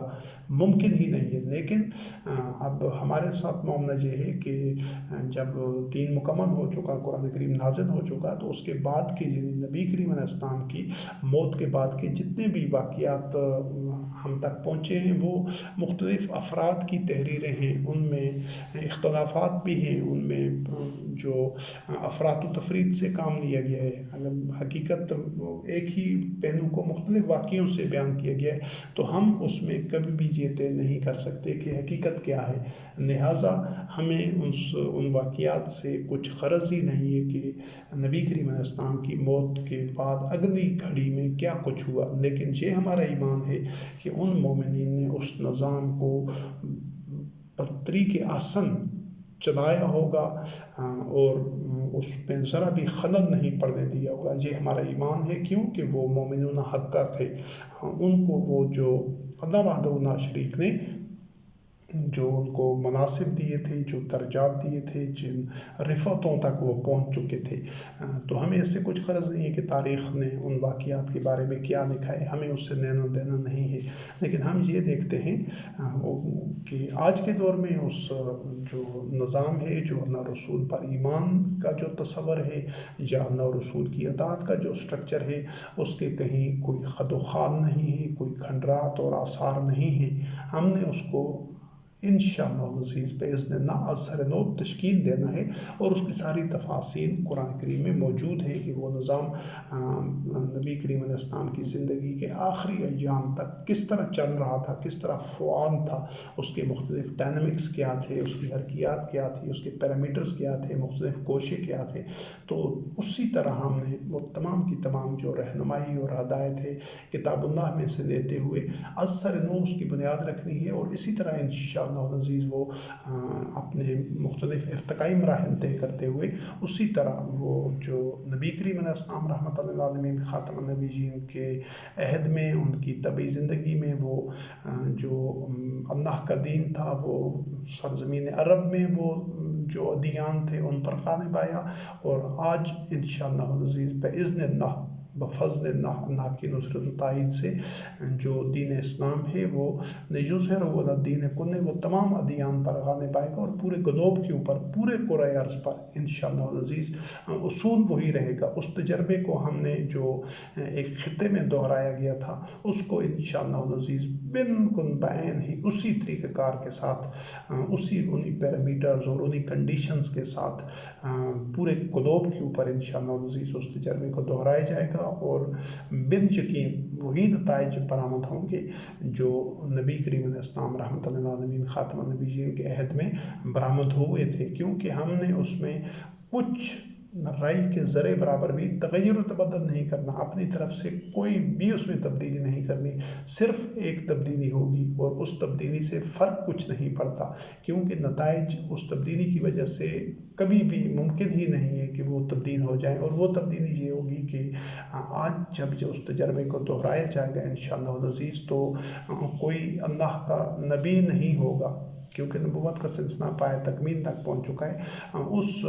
ٹیم کو جو لیڈ کرنے والا ہوگا، وہ جو امام ہوگا، وہ امام المتقین ایک مومن ہوگا، بس صرف یہ فرق ہے۔ بقایا نہ تو مومنین کے جو رویے ہوں گی، جو ان کا کردار ہوگا، جو ان کی ذمہ داری ہوں گی، نہ تو وہ تبدیل ہوں گی، نہ وہ جو اعمال ہوں گے جو اس وقت مومنین بجا لا رہے ہوں گے، نہ تو وہ تبدیل ہوں گے، اور نہ ہی وہ ترجیحات تبدیل ہوں گی، اور نہ ہی وہ جو آپ کہہ سکتے ہیں کہ ماخذ اور منبع ہے جو ہدایت کا، نہ تو وہ تبدیل ہوگا۔ قرآن کریم بھی وہی ہوگا، مومنین جو انویسٹمنٹ کریں گے، جو سرمایہ کاری کریں گے اس تجربے کے لیے، ان کے وہی ہوگی، یعنی وہ اپنے جان اور مال پیش کریں گے، اور ماخذ قرآن کریم ہوگا۔ تو انشاءاللہ عزیز، اور ان کا جو باہمی تعامل ہوگا وہ وہی ہوگا کہ وہ ہر طرح کی اذیتیں برداشت کریں گے، ہر طرح کے مصائب میں سے گزریں گے، ابتلاء میں سے گزریں گے، اور اسی طرح ان میں باہمی الفت ہوگی انشاءاللہ العزیز، اسی طرح بیعت کر کے باہمی اخوت ہوگی، اور وہ بنیان مرصوص بنے ہوں گے۔ تو یہی تو وہ فیچرز ہیں کہ جنہوں نے وہ نتائج برآمد کیے کہ انہوں نے اس خطے میں جو بھی ادیان تھے ان پر غالب ہوئے، اور آج آج چونکہ یہ تجربہ انشاءاللہ عزیز پورے گلوب پر سینٹرلائز سسٹم کے تحت دہرایا جائے گا، تو آج پورے گلوب پر جتنے ادیان ہیں، جتنے سسٹمز آف لائف ہیں، جتنے گورنمنٹل سسٹمز ہیں، جو سوشل سسٹم ہیں، جوڈیشل سسٹم ہیں، جو بھی ہیں، یہ پورے گلوب کا جتنا بھی فیبرک ہے انشاءاللہ عزیز وہ جو اللہ کا دین ہے اس کے مقابلے میں وہ شکست کھا جائے گا، اور وہ باقی نہیں رہ سکتا، وہ اس کا مقابلہ کرتے ہوئے اس کو شکست نہیں دے سکتا اللہ کے دین کو۔ تو یہ وہ نظام تھا جو کہ اس وقت جو شاکرین تھے انہوں نے یقیناً اس کو اسی طرح آگے بڑھایا ہوگا، لیکن جو گزرتے وقت کے ساتھ پھر اور لوگ آتے گئے اور لوگ آتے گئے اور لوگ آتے گئے، تو نئی نسلوں کے ساتھ وہ مسلسل وہ جو ظلمات کی پستیوں میں چلے گئے، جو نور میں تھے جو جنریشن، پھر اگلی جنریشنز آتی گئی، اگلی، تو آج ہم دیکھتے ہیں کہ یہ ظلمات کی انتہاؤں میں گرے ہوئے ہیں۔ تو ان ظلمات سے نکلنے کا جو راستہ ہے، جو طریقہ ہے، وہ سبیل اللہ ہے۔ اور اس کے بعد یہ آج انشاءاللہ عزیز ہم نے صرف اپنے آپ کو شاکرین ثابت کرنا ہے، تو اگر ہم اپنے آپ کو شاکرین مومنین ثابت کر دیتے ہیں تو اللہ رب کریم ہمیں ان ظلمات سے نکال لے جائے گا انشاءاللہ۔ اور سورۃ النساء کی آیت نمبر 64 ہے، وہ بھی اللہ اور رسول کی اطاعت سے متعلق ہے۔ وَمَا أَرْسَلْنَا مِن رَّسُولٍ إِلَّا لِيُطَاعَ بِإِذْنِ اللَّهِ وَلَوْ أَنَّهُمْ إِذ ظَّلَمُوا أَنفُسَهُمْ جَاءُوكَ فَاسْتَغْفَرُوا اللَّهَ وَاسْتَغْفَرَ لَهُمُ الرَّسُولُ لَوَجَدُوا اللَّهَ تَوَّابًا رَّحِيمًا۔ یہ اس سسٹم کو بیان کیا ہے اللہ وحدہ لا شریک نے، جو ہمیشہ سے رہا ہے، کہ اس سے پہلے بھی نبی کریم علیہ السلام کو کہا جا رہا تھا کہ اس سے پہلے بھی ہم نے جتنے رسول بھیجے ان کی جو اطاعت ہوتی تھی وہ باذن اللہ ہوتی تھی، یعنی کہ وہ کسی بھی رسول علیہ السلام کی اطاعت اس کی ذات کی، اس کی نفس کی، اس کی اپنی ذاتی حیثیت سے اطاعت نہیں ہو رہی ہوتی تھی، وہ اللہ کے اذن کے ساتھ جو اللہ رب کریم کی وحی ہوتی تھی اسی وحی کی اطاعت اور اتباع ہو رہا ہوتا تھا۔ تو وہ جو تمام انبیاء اور رسول علیہ السلام ہوتے تھے وہ اول المومنون ہوتے تھے، اول المسلمین، وہ سب سے پہلے ایمان لانے والے ہوتے تھے اور سب سے پہلے تسلیم کرنے والے ہوتے تھے، اور بقایا مومنین ان کا ساتھ دے رہے ہوتے تھے۔ یہ تھا وہ سلسلہ جو ساری انسانی تاریخ میں چلتا آیا ہے۔ اب چونکہ کوئی نبی نہیں آنا، تو اب جو امام المتقین ہوگا وہ سب سے پہلے وحی کا اتباع کر رہا ہوگا، وحی پر ایمان لا چکا ہوگا، اور اس نظام پر جو اللہ اور رسول پر ایمان لانے کا جو ایک سٹرکچر ہے، جو ایک نظم ہے، سب سے پہلے وہ خود اس پر ایمان لانے والا ہوتا ہے، اور اس کے بعد پھر وہ اللہ اور رسول کی اطاعت کے سلسلے میں سب سے پہلے خود تسلیم کرتا ہے اس نظام کو، اور اپنی جان مال پیش کرتا ہے اتباع وحی کے لیے، اور اس میں لگا دیتا ہے، کھپا دیتا ہے، تو پھر اس کے بعد دیگر مومنین اس کے ساتھ شریک سفر ہو جاتے ہیں۔ تو یہ سلسلہ پہلے سے بھی اللہ رب کریم نے فرمایا اسی طرح ہی چل رہا تھا۔ وَمَا أَرْسَلْنَا مِن رَّسُولٍ، ان کے جتنے بھی رسول بھیجے گئے ان کی جو اطاعت ہوتی تھی وہ باذن اللہ ہوتی تھی، ان کی ذاتی اطاعت نہیں ہوتی تھی بحیثیت بشر کی، جو معاذ اللہ ان کی ہوائے نفس اور شہوات اور جو ان کے اپنے ذاتی افکار و نظریات تھے، ایسا کبھی بھی نہیں ہوا، اور نہ نبی کریم علیہ السلام کے عہد میں ایسا ہو رہا تھا، اور نہ قیامت تک ایسا ہو سکتا ہے۔ جو بھی امام المتقین ہوگا وہ وحی کا اتباع کر رہا ہوگا، اور بقائے مومنین ان کے ساتھ ہوں گے، وہ اس کی اطاعت کر رہے ہوں گے، اور اسی چیز کو جو عملی طریقہ اللہ رب کریم نے بتایا کہ وہ جو اللہ کے اذن کے مطابق اطاعت کی جاتی تھی، تو اس کا طریقہ جو بتایا اللہ رب العزت نے، وَلَوْ أَنَّهُمْ إِذ ظَّلَمُوا أَنفُسَهُمْ، کہ یہ جو مومنین ہیں یا جو بھی اس عہد میں موجود تھے، اگر وہ کسی حوالے سے اپنی جانوں پر ظلم کر بیٹھتے، یا ان سے کوئی حدود شکنی ہو جاتی، یا اللہ رب کریم کے جو جن سے اللہ رب العزت نے روکا ہے کبائر کے ارتکاب سے، ان سے کوئی بھی ایسا معاملہ ہو جاتا، تو ان کو چاہیے تھا کہ وہ اس کے بعد وہ نبی کریم علیہ السلام کے پاس حاضر ہوتے اور اپنی اس غلطی کا، کوتاہی کا، اس جرم کا اعتراف کرتے، اقرار کرتے کہ ہم سے یہ سرزد ہوا ہے یہ جرم، یہ چیز، تو پھر فاستغفر اللہ، وہ اللہ سے اس کے جو مضر اثرات ہیں، کیونکہ انسان جب بھی کسی ظلم کا، کسی جرم کا مرتکب ہوتا ہے، کوئی فساد کرتا ہے، کوئی بھی اللہ کی حدود کو توڑتا ہے، تو اس کے مضر اثرات اس کے نفس پر مرتب ہوتے ہیں، معاشرے پر بھی مرتب ہوتے ہیں اس کے اپنے نفس کے اوپر بھی۔ اب اللہ رب العزت نے اپنے جو اس کے کلمات ہیں، جو دین ہے، جو اس کی سنت ہے، اس میں یہ گنجائش رکھی ہے کہ انسان توبہ کر دے اور اس کو ندامت ہو جائے اپنے عمل کے اوپر اور وہ اصلاح کر دے، تو وہ جو مضر اثرات ہیں وہ اس کی جو نفس ہے اس سے زائد ہو جاتے ہیں۔ اس کو مغفرت کہا جاتا ہے، ان کو تحفظ مل جاتا ہے اس سے۔ آپ یوں سمجھیں کہ ایک آدمی ہے وہ اپنی صحت کے حوالے سے بد پرہیزی کرتا ہے، بے احتیاطی کرتا ہے اور بیمار ہو جاتا ہے اپنے کھانے پینے میں یا کسی بھی معاملے میں، تو اس بے اعتدالی کے نتیجے میں وہ جو بیمار ہونا ہے، یعنی اس نے ایک اعتدال کا راستہ چھوڑا تو بیمار ہو گیا، اب وہ پھر اعتدال کے راستے پر آ جاتا ہے اور پھر اس کی جو اپنے حفظان صحت کے اصولوں پر عمل کرتا ہے تو وہ بیماری ختم ہو جاتی ہے اور پھر معمول کی زندگی پر آ جاتا ہے، صحت اس کی نارمل ہو جاتی ہے۔ یہ جو عمل ہے یہ ہے مغفرت۔ اس کو اس کے جو رب کریم نے فرمایا ہے کہ ان الحسنات یذھبن السیئات، یہ جو بنائیاں ہیں، نیکیاں ہیں، حسنات ہیں، معاشرے میں حسن پیدا کرنے والے اعمال ہیں اپنے نفس کے اندر بھی اور معاشرے میں، یہ جو برے کام ہیں ان کے اثرات کو زائد کر دیتے ہیں۔ یعنی جب آپ برائی کا ارتکاب ہو جاتا ہے کسی وجہ سے، جہالت کی وجہ سے یا آپ نے ایک منفی تحریک کی وجہ سے، وسوسے کی وجہ سے، شیطانی جو منفی اس کے اندر تحریک ہے آدمی کے اندر، اس کے سامنے وہ آدمی اس سے شکست کھا جاتا ہے اور جرم کا ارتکاب کر بیٹھتا ہے، تو اس پر وہ اصرار نہیں کرتے مومنین، فوراً اس سے توبہ کرتے ہیں، ہمیشہ کے لیے نادم ہوتے ہیں اور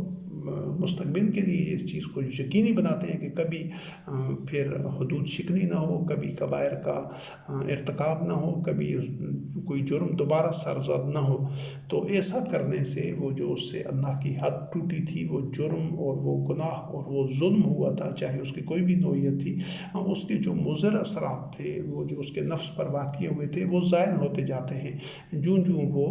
حسنات میں پختہ تر ہوتا جاتا ہے۔ تو یہ ہے مغفرت کا تصور۔ اور یہ جو معاشرہ ہوتا ہے جب بھی وہ وحی کا اتباع کر رہا ہوتا ہے تو اس میں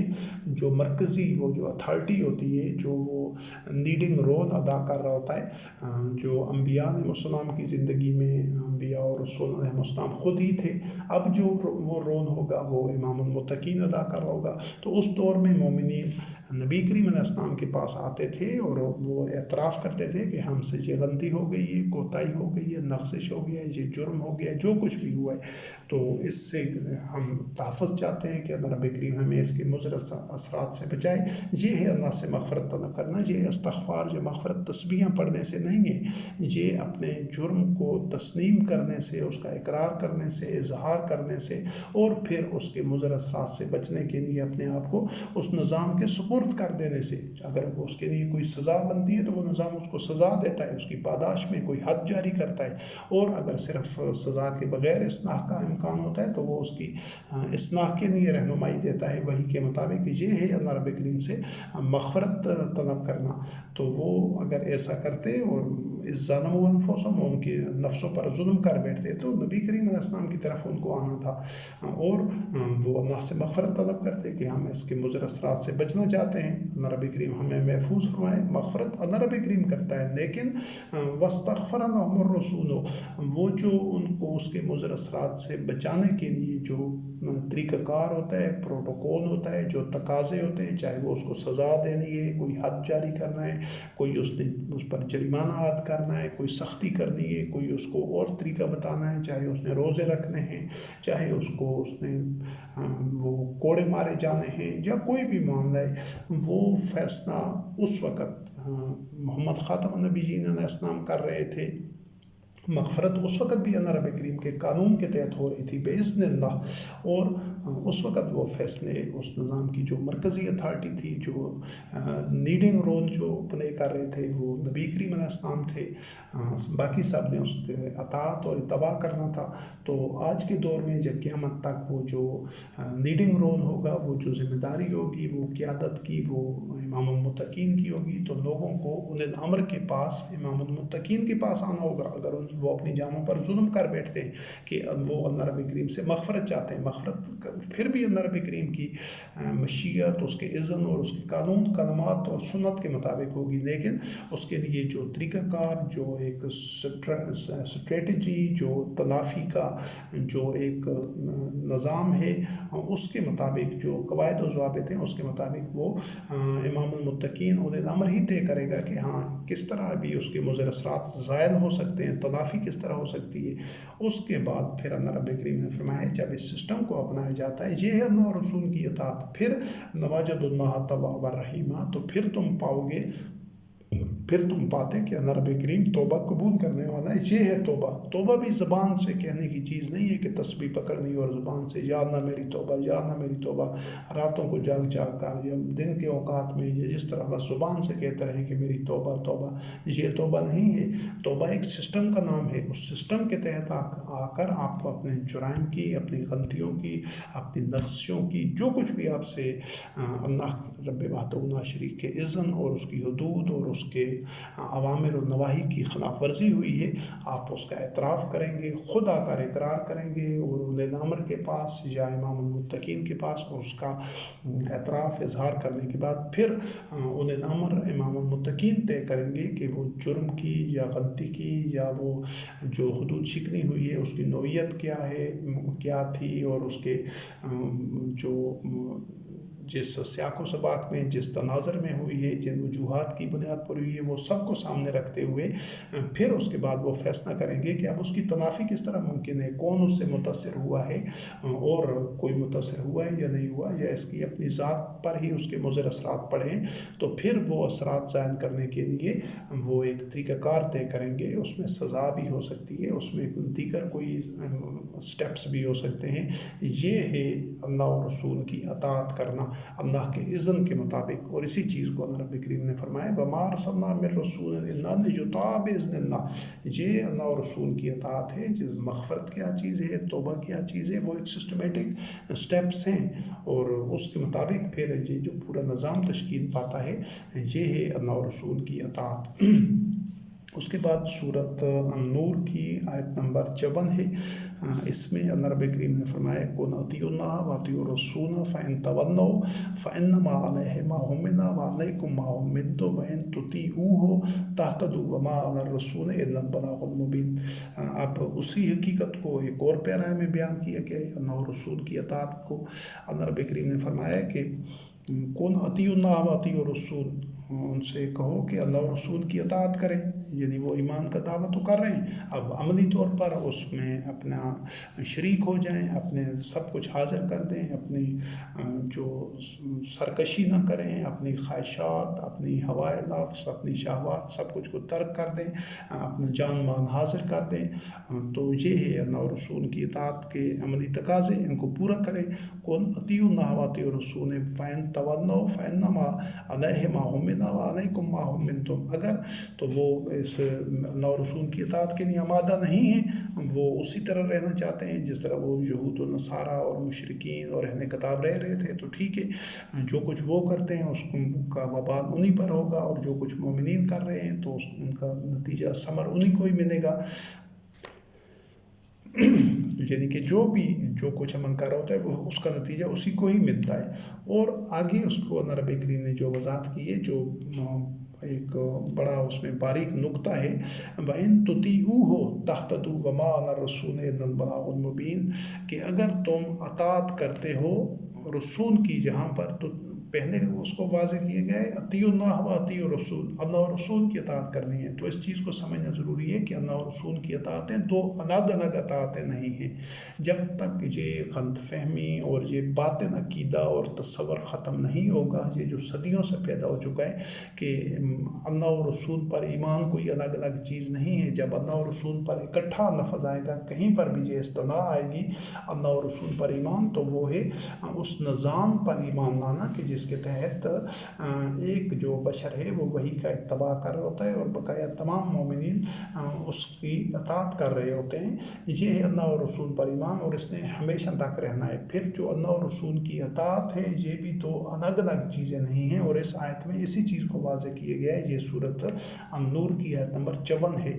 کہ حکم دیا گیا ہے قُلْ اطیعوا اللہ و اطیعوا الرسول، ان سے کہہ دیجیے کہ اللہ اور رسول کی اطاعت کرو، اللہ کی اطاعت کرو اور رسول کی اطاعت کرو، یہ حکم دیے گئے ہو۔ پھر اس کے بعد اللہ رب کریم نے فرمایا بَإِن تُطِیعُوهُ، اگر وہ اس کی اطاعت کرتے ہیں۔ جہاں تُطِیعُوهُ ہو واحد کا صیغہ ہے، جمع کا صیغہ نہیں ہے، بَإِن تُطِیعُوهُم نہیں ہے۔ جہاں پر تطیعو ہو یعنی اطاعت بنیادی طور پر صرف اللہ وحدہ لا شریک کی وحی کا اتباع کرتے ہوئے نبی کریم علیہ السلام کی اطاعت ہو رہی تھی۔ یہ جو تصور ہے یہی شیطانی مذہب کا ایک بنیادی پہچان ہے کہ اس میں اللہ اور رسول کی اطاعت کو الگ الگ کر دیا گیا ہے، کہ جو اللہ رب کریم کا حکم ہے، جو وحی ہے، جو اللہ رب کریم کی وحی کا اتباع ہے، جو اللہ کا حکم ہے وہ تو قرآن کریم میں ہے، لیکن جو رسول علیہ السلام کی اطاعت ہے اس کو بالکل الگ عنوان دیا گیا ہے۔ ایک نئے بت کھڑے گئے ہیں اور پھر وہ ادھر نہیں رکے، وہ پھر آگے بڑھتے گئے، اس کے ساتھ کئی شرکا اور کئی انداد اللہ آ گئے، اور وہ جو بت سب سے پہلے تراشے گئے تھے وہ احادیث کے تھے، وہ سنت کے تھے، وہ جو روایات کے بت تھے، کہ انہوں نے رسول کی اطاعت کو احادیث کی شکل میں، سنت کی شکل میں، روایات کی شکل میں بیان کر دیا۔ پھر اس کے بعد ساتھ اور بھی بت بنتے گئے، فقہ کے بت بنے، پھر جو صوفیاء کے، اولیاء کے، مختلف شخصیات کے جن کو بزرگان کہتے ہیں ان کے بت بنائے گئے۔ پھر ایک اطاعت کے ساتھ جو اللہ اور رسول کی ایک ہی اطاعت تھی، دو اطاعتیں نہیں تھی، اور وہ صرف وحی کا اتباع تھا، وہ نجتا بإذن اللہ، اللہ کے اذن کے ساتھ، اور اللہ کا اذن قرآن کریم ہی ہے، اللہ کی وحی یہی ہے، اللہ کا امر یہی ہے، اللہ رب کریم کا دین یہی ہے۔ تو اس کی جو قرآن کریم کی اطاعت ہو رہی تھی نبی کریم علیہ السلام کی زندگی میں، وہی اللہ اور رسول کی اطاعت تھی، الگ الگ کوئی چیز نہیں تھی۔ اس وقت کسی کے پاس کوئی حدیث کی کتابیں نہیں تھیں، یا کوئی حدیثیں نہیں لکھی ہوئی تھی، یا کوئی اس میں سے کوئی فقہ نہیں تھا، کوئی اس میں سے اور دیگر یہ شخصیات کے اذکار، افعال، جو کوئی تصوف کے کوئی شیوخ اور اولیاء اور اس طرح کے کوئی یہ سارے من گھڑت سلسلے کچھ بھی نہیں تھا، صرف قرآن کریم تھا، اور محمد خاتم النبیین علیہ السلام اس قرآن کریم کا اتباع کر رہے تھے، وہ اسی کی تلاوت کر رہے تھے، اسی کی قرأت کر رہے تھے، اور مومنین بھی آپ کی اطاعت کرتے ہوئے اسی قرآن کا ہی اتباع کر رہے تھے، اور اس کے تحت جو فیصلے ہو رہے تھے، جو اللہ اور رسول کی اطاعت کا فعال نظام تھا وہی چل رہا تھا۔ تو یہ جو ایک اطاعت کو بعد میں توڑ کر ان شیاطین نے، جو اللہ کے دشمن ہیں، جنہوں نے ایک باطل مذہب کھڑائے، انہوں نے دو اطاعتیں کر دی ہیں، کہ اب اللہ رب کریم کی اطاعت کر دی ہے، وحی کا اتباع کرنا ہے، اللہ کا حکم دیکھنا ہے تو وہ قرآن کریم میں ہے، اور نبی کریم علیہ السلام کا طریقہ دیکھنا ہے، یا نبی کریم علیہ السلام کی احادیث روایات دیکھنی ہے، یا ان کا عمل دیکھنا ہے تو وہ حدیث میں ہے۔ یہی وہ بنیادی شر ہے، یہی وہ بنیادی ظلم ہے، یہی وہ بنیادی ضلالت ہے، وہ گمراہی ہے، اور شیاطین کی یہی چال ہے کہ اس نے جو وحدت تھی اس کو ثنویت میں بدل دیا، وہ جو وحدت تھی اس کو دوئی بنا دیا۔ اللہ اور رسول کی اطاعت تو الگ الگ چیزیں نہیں ہیں، اس میں کوئی ابہام نہیں ہونا چاہیے، اور جب تک اس حقیقت کو سمجھا نہیں جائے گا، اس پر عمل نہیں کیا جائے گا، اور رسول علیہ السلام کی، نبی کریم علیہ السلام کی اطاعت کے نام پر جو کچھ بھی موجود ہے، جتنے بھی احادیث ہیں، روایات ہیں، یا جو کچھ سنت کے نام پر موجود ہے قرآن کریم سے باہر، اس تمام سے قطعی اور کلی طور پر اس سے برات اختیار نہیں کی جائے گی، اس سے لا تعلقی نہیں اختیار کی جائے گی، اس کو رد نہیں کیا جائے گا۔ اس وقت تک اللہ و رسول کی نہ تو اطاعت ہو سکتی ہے، نہ ان پر ایمان لایا جا سکتا ہے، نہ وحدت پیدا ہو سکتی ہے۔ اس وقت تک شرک ہی رہے گا، اور انداد اللہ کا اور شرکاء کا جو لامحدود سلسلہ ہے 1400 سال میں، وہ شجر خبیثہ کی طرح وہ جو پھیلتا گیا ہے، وہ اس وقت تک رک ہی نہیں سکتا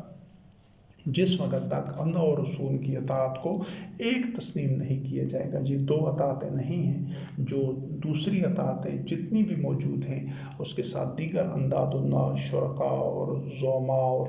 جو اکابرین ان کے بنائے ہوئے ہیں، جو ائمہ ہیں، ان سب کا جو اطاعت اور ان کے جو اقوال، افعال اور نظریات کے جو ملفوظات ہیں، اور جو کچھ بھی جو میراث ہے اس تمام سے ناتعنقی اور برات اختیار کرنے کے بعد ہی اللہ و رسول پر ایمان ممکن ہے اور اللہ و رسول کی اطاعت ممکن ہے۔ تو یہ جو ان تطیعو ہو کہ اس رسول کی اگر تم اطاعت کرتے ہو تب تم ہدایت پر ہوگے، اور وما علی الرسول الا البلاغ المبین کہ یہ جو رسول علیہ السلام ہے یہ تو صرف اس نے واضح طور پر تم تک پہنچا دینا ہے اللہ کی وحی کو، یعنی خود اول المسلمین ہوتا ہے ہر نبی علیہ السلام، سب سے پہلے خود اس پر عمل درآمد کر رہا ہوتا ہے، اس کو تسلیم کر چکا ہے، تو اس پر ایمان لا چکا ہوتا ہے اور لوگوں تک پہنچا دیتا ہے۔ تو یہ جو پہنچا دینے کا ہے، ابھی یہ جو آج کے دور میں جب قیامت تک یہ جو ایمان لانا ہے تو سب سے پہلے وہ جو امام المتقین ہوگا وہ خود ایمان لانے والا ہوگا، وہ عام مومن ہوگا، لیکن اس کا جو کردار ہوگا، جو اس کو رول سونپا گیا ہوگا وہ امام کا ہوگا، لیڈر کا، لیڈنگ۔ تو وہ جو امام ہوگا وہ ایمان لائے گا، سب سے پہلے اس کو تسلیم کرے گا اور سب سے پہلے اس کا اتباع کرے گا۔ بس یہ ایک فرق ہے۔ اس وقت نبی کریم علیہ السلام کی زندگی میں یہ کام محمد رسول اللہ علیہ السلام خاتم النبیین کر رہے تھے، لیکن اس کام نے چونکہ جب تک یہ نوع انسانی کا سلسلہ چل رہا ہے، جب تک یہ دین اسلام تمام ادیان پر غالب نہیں آ جاتا، اس وقت تک یہی طریقہ ہے کہ پھر یہ جو رول پلے کر رہا ہوگا یہ امام المتقین ہوگا، اور اس کی جو اطاعت ہوگی وہ بھی اسی طرح جس طرح نبی کریم علیہ السلام کی اطاعت ہو رہی تھی، وہ بھی اس کی ذاتی اطاعت نہیں ہوگی، وہ بھی وحی کا اتباع ہوگا، اور وہ بھی اللہ کی اذن کے ساتھ خود وحی کا اتباع کر رہا ہوگا، اور مومنین اس کے ساتھ مل کر اس کی اطاعت کرتے ہوئے وہ بھی وحی کا اتباع کر رہے ہوں گے۔ یہ ہے جو اللہ اور رسول کی اطاعت کا واحد ہونا۔ یہ دو اطاعتیں نہیں ہیں، یہ جہاں پر تطیعو ہو، یعنی کہ ایسا نہیں ہے معاذ اللہ کہ کوئی نبی کریم علیہ السلام کی زندگی میں اللہ کی اطاعت الگ تھی اور رسول کریم علیہ السلام کی اطاعت الگ تھی۔ آج وہ دونوں الگ ہیں، صدیوں سے الگ ہیں، اور یہی شرک کی وہ جڑ ہے جس کو کاٹنا ضروری ہے۔ جب تک اس کو جڑوں سمیت اس شجر خبیثہ کو نہیں اکھاڑا جائے گا اس وقت تک نہ تو اللہ اور رسول پر ایمان لایا جا سکتا ہے، نہ اللہ اور رسول کی اطاعت ہو سکتی ہے، نہ ہی سبیل اللہ پر سفر کا آغاز کیا جا سکتا ہے، نہ ہی دین اللہ کو اپنایا جا سکتا ہے۔ کچھ بھی ممکن نہیں ہے جب تک یہ لا الہ کا مرحلہ طے نہیں ہو جاتا، ان اللہ کی شاہراہ پر قدم ہی نہیں رکھا جا سکتا۔ تو ان دونوں اطاعتوں کو ایک کرنا ہوگا، تب ہی اللہ اور رسول پر ایمان لایا جائے گا، اور تب ہی اللہ اور رسول کی اطاعت ممکن ہوگی۔ اس کے بعد سورۃ انفال کی آیت نمبر 20 ہے، اس کو سورۃ انفال کی آیت نمبر 20 ہے، یا ایھا الذین آمنوا اطیعوا اللہ ورسولہ ولا تولوا عنہ وانتم تسمعون۔